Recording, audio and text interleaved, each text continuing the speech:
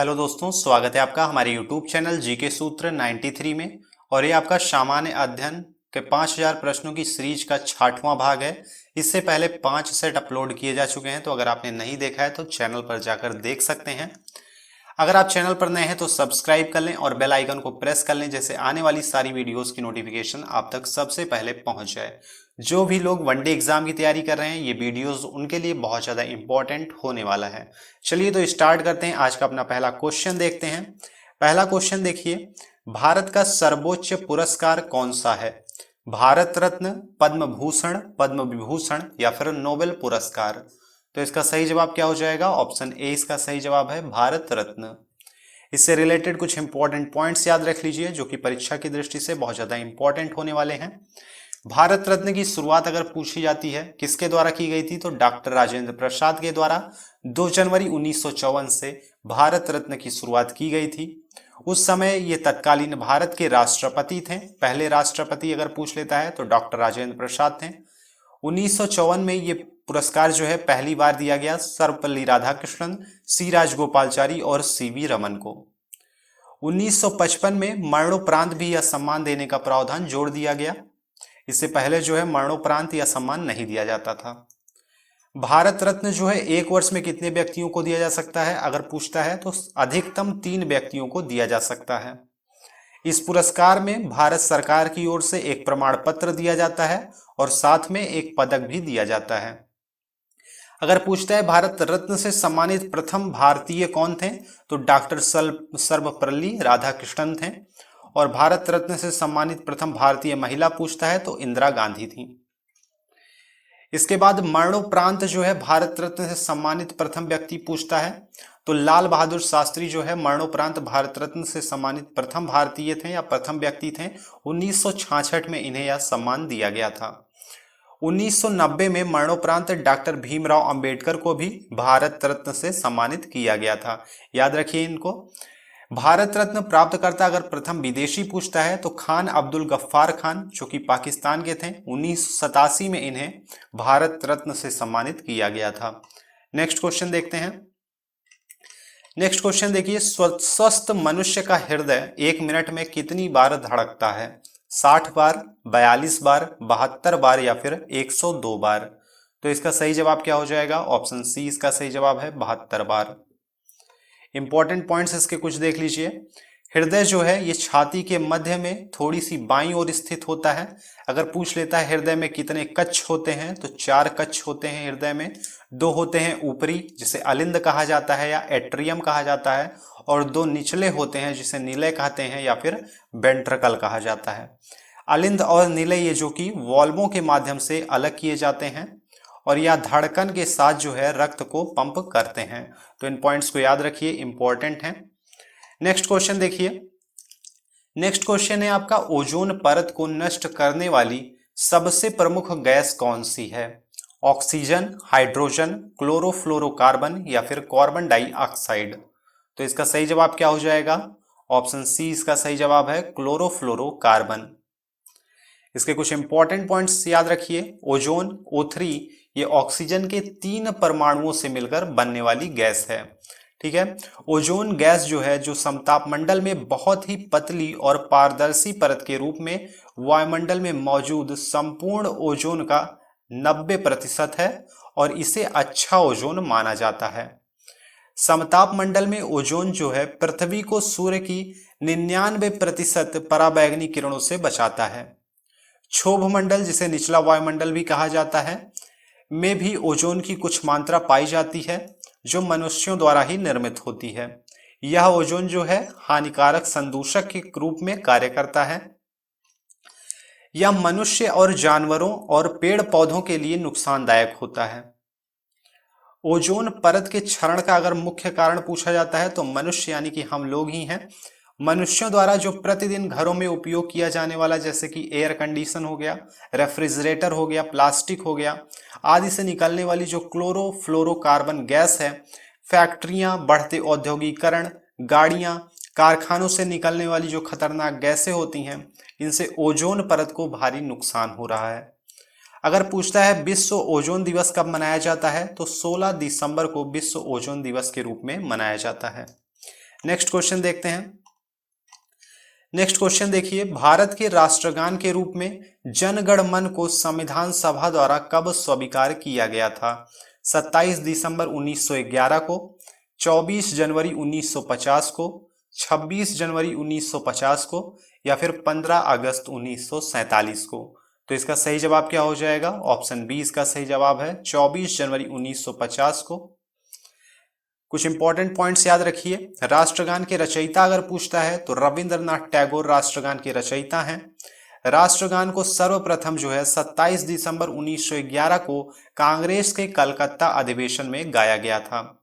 राष्ट्रगान गाने में कितना समय लगता है अगर पूछ लेता है आपसे, तो 52 सेकंड का समय लगता है राष्ट्रगान गाने में। संसद के अधिवेशन का प्रारंभ जो है राष्ट्रगान से किया जाता है। ये पॉइंट्स आपको याद रखने हैं। नेक्स्ट क्वेश्चन देखते हैं। नेक्स्ट क्वेश्चन देखिए, राष्ट्रगीत वंदे मातरम के रचयिता कौन थे? पहला क्वेश्चन आपका यही बन जाता है कि राष्ट्रगीत कौन सा है, तो वंदे मातरम जो है भारत का राष्ट्रगीत है। इसके वंदे मातरम के रचयिता कौन थे बताइए? अरविंद घोष, बंकिम चंद्र चटर्जी, रविंद्रनाथ टैगोर, या फिर आरिफ मोहम्मद खान? तो इसका सही जवाब क्या हो जाएगा? ऑप्शन बी इसका सही जवाब है, बंकिम चंद्र चटर्जी। इंपॉर्टेंट पॉइंट्स याद रखिए। वंदे मातरम का जो पहला प्रकाशन हुआ था ये 1882 में हुआ था बंकिम चंद्र चटर्जी की उपन्यास आनंद मठ में। तो याद रखिए, आनंद मठ पूछ लेता है एग्जाम में, बहुत बारी पूछा जाता है कि आनंद मठ के रचयिता कौन थे, तो बंकिम चंद्र चटर्जी आनंद मठ के रचयिता थे। वंदे मातरम को सर्वप्रथम 1896 में कांग्रेस के कोलकाता अधिवेशन में गाया गया था और इसके प्रथम गायक जो थे वो थे ओंकार नाथ ठाकुर, और जिसकी धुन तैयार की गई थी जदुनाथ भट्टाचार्य के द्वारा। राष्ट्रगीत के रूप में वंदे मातरम को संविधान सभा के द्वारा 24 जनवरी 1950 को स्वीकार किया गया था। इसका अंग्रेजी अनुवाद किसके द्वारा किया गया था? तो अरविंद घोष के द्वारा वंदे मातरम का अंग्रेजी अनुवाद किया गया था और उर्दू अनुवाद आरिफ मोहम्मद खान के द्वारा किया गया था। इसको याद रखिए। संसद का जो समापन होता है वो राष्ट्रगीत से किया जाता है। इन पॉइंट्स को आपको याद रखना है। नेक्स्ट क्वेश्चन देखिए, भारत का शेक्सपियर किसे कहा जाता है? कौटिल्य, कालिदास, तुलसीदास, या फिर सुमित्रा नंदन पंत को? तो इसका सही जवाब क्या हो जाएगा? ऑप्शन बी इसका सही जवाब है, कालिदास। इंपॉर्टेंट पॉइंट्स इसके याद रख लीजिए। कालिदास, इनकी पहली रचना कौन सी थी? तो मालविकाग्नि मित्रम इनकी पहली रचना थी, और दूसरी और सबसे प्रमुख रचना जो कालिदास की मानी जाती है वो है अभिज्ञान शाकुंतलम। खंड काव्य इनके थे मेघदूत और ऋतु संहारम। मेघदूत जो है बहुत बार एग्जाम में पूछा जाता है कि मेघदूत के रचयिता कौन थे, तो कालिदास जो है मेघदूत के रचयिता थे। इनको याद रखना है आपको, इंपॉर्टेंट क्वेश्चन है। महाकाव्य था इनका कुमार संभवम, तो ये इनको आपको याद रखना है। नेक्स्ट क्वेश्चन देखिए, कौटिल्य इनका अन्य नाम क्या था? चाणक्य या फिर विष्णुगुप्त के नाम से भी इनको जाना जाता था, और इनके द्वारा जो लिखित पुस्तक थी वो थी अर्थशास्त्र, जो कि राजनीति पर आधारित थी। सुमित्रा नंदन पंत ये छायावादी युग के कवि थे, और इनकी रचनाएं देख लीजिए, युगवाणी, वीणा, लोकायतन, पल्लव, ग्रंथि, गुंजन, ग्राम्या और युगांत इनकी प्रमुख रचनाएं थी। इनको याद रखना है आपको, एग्जाम में बहुत बारी पूछता है। तुलसीदास की जो प्रमुख रचनाएं थी वो थी रामचरितमानस, दोहावली, वैराग्य संदीपनी और वरवय रामायण। इनको याद रखिए। नेक्स्ट क्वेश्चन देखते हैं। नेक्स्ट क्वेश्चन है आपका, बौद्ध साहित्य किस भाषा में लिखी गई थी? संस्कृत, हिंदी, पाली या फिर खरोष्टी? तो बौद्ध साहित्य आपकी ऑप्शन सी आपका सही जवाब होगा, पाली भाषा में लिखी गई थी। इसके कुछ इंपॉर्टेंट पॉइंट्स याद रखिए। बौद्ध धर्म का जो प्रमुख ग्रंथ था उसको क्या कहते थे? तो त्रिपिटक जो है बौद्ध धर्म का प्रमुख ग्रंथ था, और इसके 3 भाग हैं। कौन कौन से? विनय पिटक है, सुत्त पिटक है और अभिधम्म पिटक है। विनय पिटक ये बौद्ध संघ के आचार विचार और नियम निषेध का संकलन करता है। सुत्त पिटक में बुद्ध के उपदेशों का और संवादों का संकलन मिलता है। अभिधम्म पिटक में बुद्ध के आध्यात्मिक और दार्शनिक विचारों का संकलन मिलता है। ठीक है। अगर बौद्ध धर्म के वास्तविक संस्थापक के बारे में पूछ लेता है तो महात्मा बुद्ध जो है बौद्ध धर्म के वास्तविक संस्थापक थे। नेक्स्ट क्वेश्चन देखिए, जीएसटी को पूरे देश में कब लागू किया गया था? 6 जुलाई 2015 से, 12 अगस्त 2016 से, 1 जुलाई 2017 से, या फिर 8 नवंबर 2018 से। तो इसका सही जवाब क्या हो जाएगा? ऑप्शन सी इसका सही जवाब है, 1 जुलाई 2017 से। जीएसटी, जीएसटी को क्या कहा जाता है? गुड्स एंड सर्विस टैक्स, यानी कि वस्तु एवं सेवा कर। जीएसटी के कितने प्रकार हैं? तो इसके 4 प्रकार हैं। कौन कौन से? सीजीएसटी, एसजीएसटी, आईजीएसटी और यूटीजीएसटी। सीजीएसटी यानी कि केंद्रीय वस्तु एवं सेवा कर, एसजीएसटी यानी कि राज्य वस्तु एवं सेवा कर, आईजीएसटी यानी कि एकीकृत माल एवं सेवा कर, यूटीजीएसटी यानी कि केंद्र शासित प्रदेश माल एवं सेवा कर। इनको याद रखिए। नेक्स्ट क्वेश्चन देखते हैं। नेक्स्ट क्वेश्चन देखिए, देश के पहले शिक्षा मंत्री कौन थे? अबुल कलाम आजाद, बाल गंगाधर तिलक, लाला लाजपत राय, या फिर वल्लभ भाई पटेल। तो इसका सही जवाब क्या हो जाएगा? ऑप्शन ए इसका सही जवाब है, अबुल कलाम आजाद। इसके कुछ इंपॉर्टेंट पॉइंट्स याद रखिए। अबुल कलाम आजाद का अगर शासनकाल की हम बात करेंगे तो 15 अगस्त 1947 से 22 जनवरी 1958 तक इनका शासनकाल था।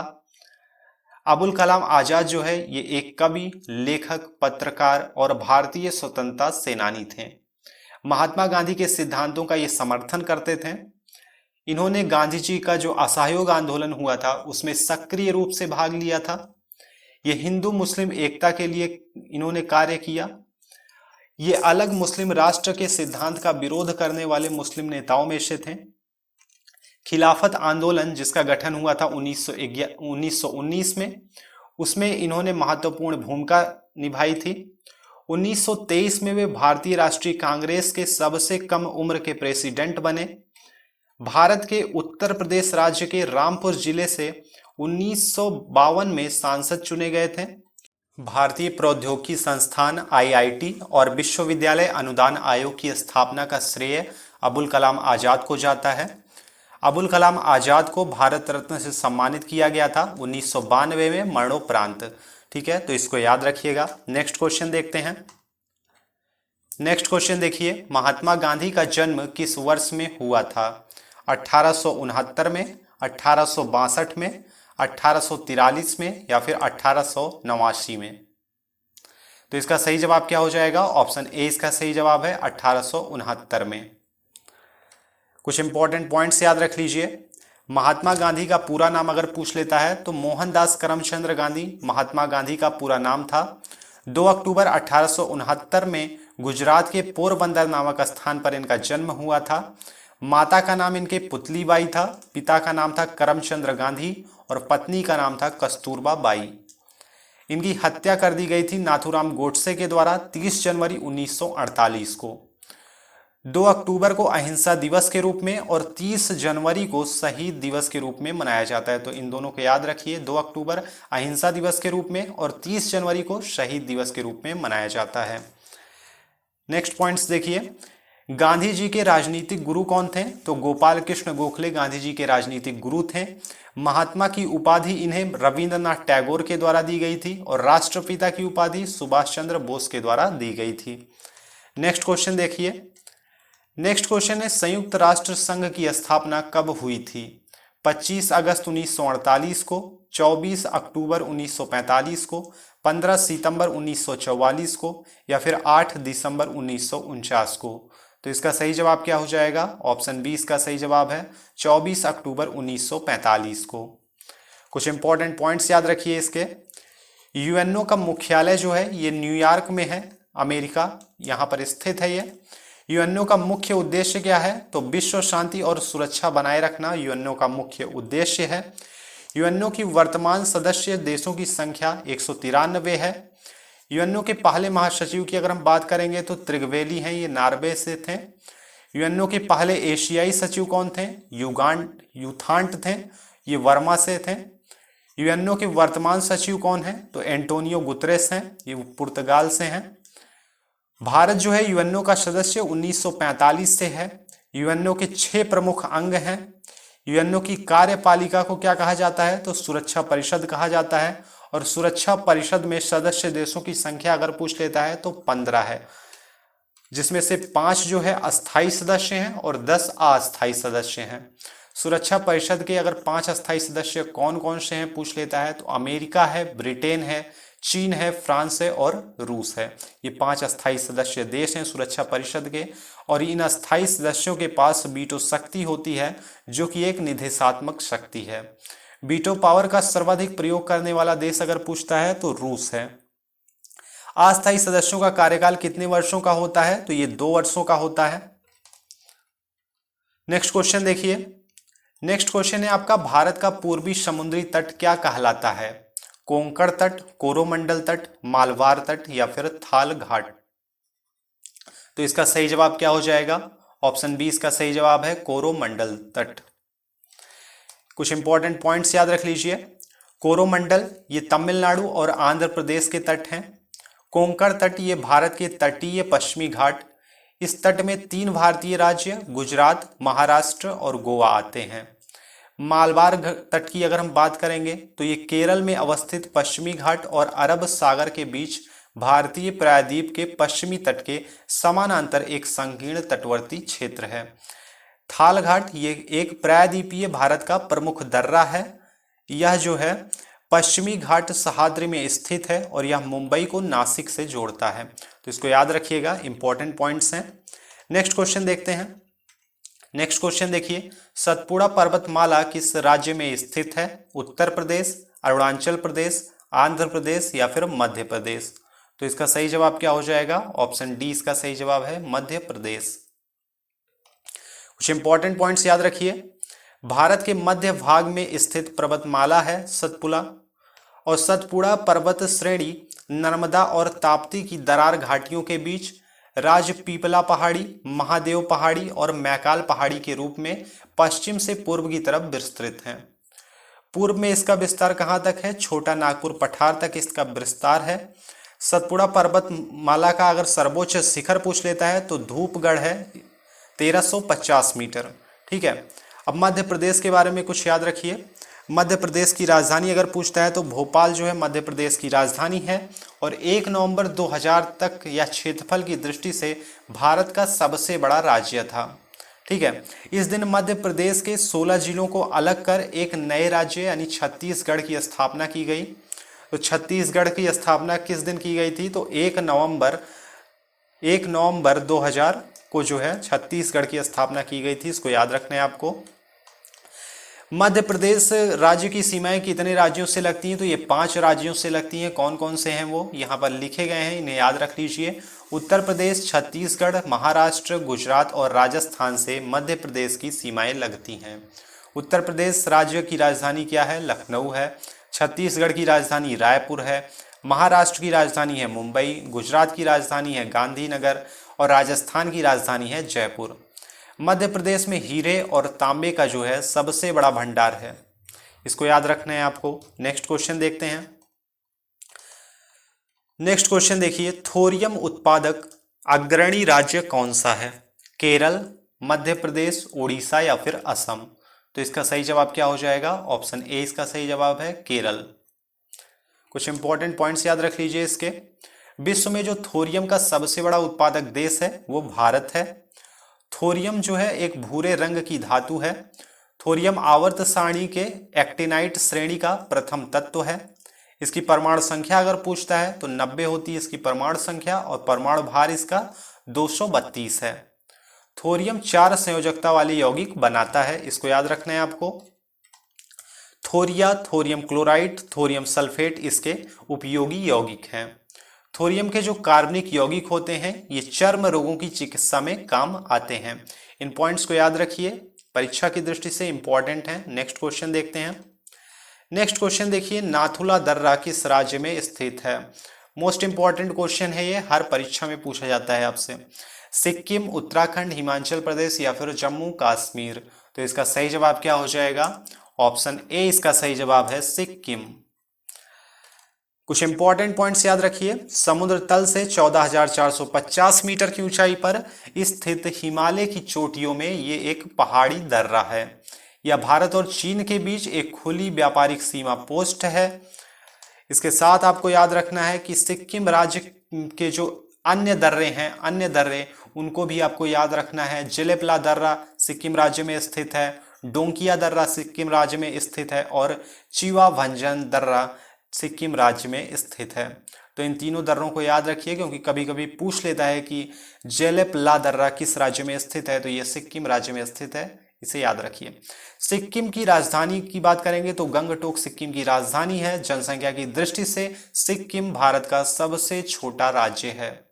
सिक्किम की सीमाओं से लगे जो पड़ोसी देश हैं वो है चीन, नेपाल और भूटान। चीन जिसकी राजधानी है बीजिंग, नेपाल इसकी राजधानी काठमांडू है और भूटान इसकी राजधानी थिम्पू है। भारतीय राज्य, सिर्फ एक भारतीय राज्य सिक्किम से लगता है, पश्चिम बंगाल, जिसकी राजधानी है कोलकाता। तो इसे याद रखिए। नेक्स्ट क्वेश्चन देखते हैं। नेक्स्ट क्वेश्चन देखिए, इंपॉर्टेंट क्वेश्चन है। कुनैन प्राप्त होता है कहां से? बरगद के छाल से, पीपल के छाल से, सिनकोना की छाल से या फिर शाहतूत की छाल से? तो इसका सही जवाब क्या हो जाएगा? ऑप्शन सी इसका सही जवाब है। सिनकोना की छाल से कुनैन प्राप्त होता है। अब इसके कुछ इंपॉर्टेंट पॉइंट्स याद रखिए। सिनकोना यह एक सदाबहार पादप है जो झाड़ी या फिर ऊंचे वृक्ष के रूप में उपजता है। सिनकोना ये नम और गर्म जलवायु में उगता है। कुनैन जो है ये मलेरिया बुखार की दवा होती है, कुनैन, जो कि सिनकोना की छाल से प्राप्त होती है। ठीक है, नेक्स्ट क्वेश्चन देखते हैं। नेक्स्ट क्वेश्चन देखिए, भारत के किस राज्य को चावल का कटोरा कहा जाता है? छत्तीसगढ़ को, उत्तर प्रदेश को, आंध्र प्रदेश को या फिर जम्मू कश्मीर को? तो इसका सही जवाब क्या हो जाएगा? ऑप्शन ए इसका सही जवाब है। छत्तीसगढ़ को चावल का कटोरा कहा जाता है। अगर हम बात करते हैं उत्तर प्रदेश की, तो उत्तर प्रदेश को चीनी का कटोरा कहा जाता है, आंध्र प्रदेश को धान का कटोरा कहा जाता है और जम्मू कश्मीर ये केसर उत्पादक एकमात्र स्थान है भारत में। तो याद रखिए, केसर उत्पादन एकमात्र स्थान भारत का कौन सा है? जम्मू कश्मीर। ये इस समय केंद्र शासित प्रदेश है, याद रखिए इसको। नेक्स्ट क्वेश्चन देखते हैं। नेक्स्ट क्वेश्चन है, फूलों का अध्ययन क्या कहलाता है? एंथोलॉजी, पोमोलॉजी, ओलेरिकल्चर या फिर माइक्रोलॉजी? तो इसका सही जवाब क्या हो जाएगा? एंथोलॉजी। ऑप्शन ए आपका सही जवाब है। पोमोलॉजी ये फलों का अध्ययन कहलाता है। ओलेरिकल्चर ये सब्जी का अध्ययन ओलेरिकल्चर कहलाता है। माइकोलॉजी ये जो है कवकों का अध्ययन माइकोलॉजी कहलाता है। तो इन्हें भी याद रखिए, परीक्षा की दृष्टि से इंपॉर्टेंट है और कोई भी प्रश्न आपसे पूछा जा सकता है। नेक्स्ट क्वेश्चन देखिए, राज्यसभा के सदस्यों का कार्यकाल कितने वर्षों का होता है? 2 वर्षों का, 4 वर्षों का, 5 वर्षों का या फिर 6 वर्षों का? तो इसका सही जवाब क्या हो जाएगा? ऑप्शन डी इसका सही जवाब है, 6 वर्षों का। अगर हम बात करते हैं राज्यसभा की, तो या फिर एक अस्थाई सदन होता है। राज्यसभा जो है ये कभी भंग नहीं होती है, यानी कि यह एक निरंतर चलने वाली संस्था है। इसके 1/3 सदस्य जो होते हैं वो प्रत्येक 2 वर्ष की समाप्ति पर सेवानिवृत्त हो जाते हैं। राज्यसभा को अगर हम पूछते हैं कि पहली बार कब स्थापित किया गया था, तो पहली बार इसे 1952 में स्थापित किया गया था। राज्यसभा के गठन से संबंधित अनुच्छेद कौन सा है? तो अनुच्छेद 80 राज्यसभा के गठन से संबंधित है। इसके पदाधिकारी कौन कौन होते हैं? तो सभापति और उपसभापति होते हैं। सदस्य बनने के लिए इसकी न्यूनतम आयु कितनी होनी चाहिए? राज्यसभा के सदस्य बनने के लिए न्यूनतम आयु पूछता है तो 30 वर्ष होनी चाहिए। नेक्स्ट पॉइंट से याद रखिए, राज्यसभा की अधिकतम सदस्य संख्या कितनी है? तो 250 जो है राज्यसभा की अधिकतम सदस्य संख्या। अधिकतम याद रखिए, अधिकतम। और वर्तमान समय में अगर पूछता है सदस्य संख्या तो 245 है। अधिकतम सदस्य संख्या 250 है और वर्तमान समय में सदस्य संख्या 245 है। अधिकतम सदस्य संख्या में 238 राज्यों और केंद्र शासित प्रदेशों से और 12 राष्ट्रपति द्वारा नामित होते हैं। जो वर्तमान सदस्य संख्या के हिसाब से 225 राज्यों से, 8 केंद्र शासित प्रदेश से और 12 राष्ट्रपति के द्वारा नामित होते हैं। सर्वाधिक सदस्य संख्या वाला राज्य कौन सा है? तो उत्तर प्रदेश है, इसमें 31 सीटें हैं। और न्यूनतम सदस्य संख्या वाले राज्य की अगर हम बात करेंगे तो गोवा, पुडुचेरी और सभी पूर्ववर्ती राज्य, सिर्फ 1-1 सीटें हैं सब में, असम को छोड़कर। ठीक है, इसके बाद नेक्स्ट क्वेश्चन हम देखते हैं। नेक्स्ट और सबसे लास्ट क्वेश्चन है आज का, बिंदुसार किस वंश का शासक है या शासक था? लिख लीजिए, किस वंश का शासक था? गुप्त वंश, गुलाम वंश, मौर्य वंश या फिर लोदी वंश? तो इसका सही जवाब क्या हो जाएगा? ऑप्शन सी इसका सही जवाब है, मौर्य वंश। इसके कुछ इंपॉर्टेंट पॉइंट्स याद रख लीजिए। मौर्य वंश 322 ईसा पूर्व में, इसके संस्थापक थे चंद्रगुप्त मौर्य। ठीक है। बिंदुसार ये चंद्रगुप्त मौर्य का पुत्र था और अशोक महान का पिता था। तो अशोक के पिता का नाम बिंदुसार, चंद्रगुप्त मौर्य के पुत्र का नाम बिंदुसार, याद हो जाएगा। चलिए, बिंदुसार 298 ईसा पूर्व में मगध की गद्दी पर बैठा था। ये किस संप्रदाय का अनुयायी था? तो ये आजीवक संप्रदाय का अनुयायी था। कौन? बिंदुसार। बिंदुसार को अमित्रघात यानी कि शत्रु विनाशक नाम से भी जाना जाता है। तो कमेंट करके आज जरूर बताएं कि आज आपने 20 प्रश्नों में से कितने प्रश्नों के सही जवाब दिए हैं। और अगर आपको वीडियो पसंद आया हो तो वीडियो को लाइक कर लीजिए, चैनल पर नए हैं तो सब्सक्राइब करना ना भूलें और बेल आइकन को प्रेस कर लें, जैसे आने वाली सारी वीडियोस की नोटिफिकेशन आप तक सबसे पहले पहुंच जाए।